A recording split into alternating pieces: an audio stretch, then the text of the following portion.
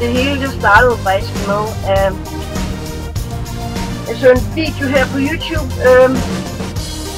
Jeg skrev op i søgefeltet her. I det op.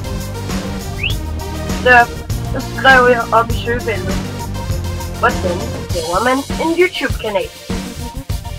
Og så jeg en video med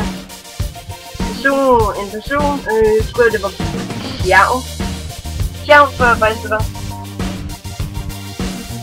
Jeg tror faktisk det var med Pjavn.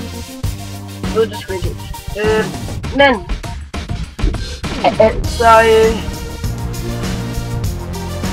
så ja, det startede faktisk med at jeg bare søgte på den der video der. Så den, og så tænkte jeg vil sgu da også gerne være lidt YouTube. Jeg vil også gerne være YouTuber, tænkte jeg.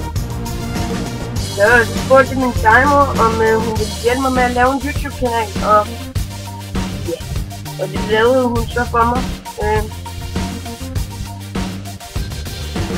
Det lavede hun så for mig, og så nu er jeg så kommet til YouTube, og lige samme dag, da den faktisk var lavet, en YouTube-kanal, lige da den var lavet, der ja, det lavede jeg bare inden min allerførste video på den.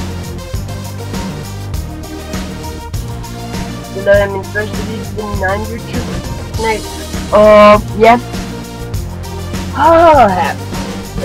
Hvis I går ind på min kanal, det er I jo lige nu, men hvis I så går ind over alle mine videoer, og så kan I faktisk nederst, der kan I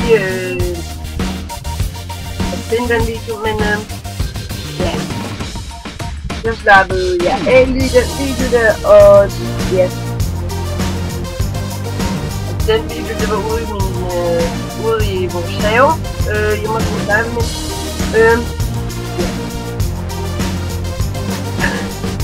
Altså, jamen, jeg synes dog, at jeg er blevet YouTube-bruger. Altså, jeg har jo 2 abonnenter, tror jeg har. 2 abonnenter, og ja, så men altså, jeg har hentet en sodavand her. Coca-Cola. Ja. Den her tegning her, den er faktisk selv lavet. Men det her, det var faktisk bare lige lidt om, hvordan jeg har det. Og altså, jeg er sgu glad for, at jeg er blevet YouTuber.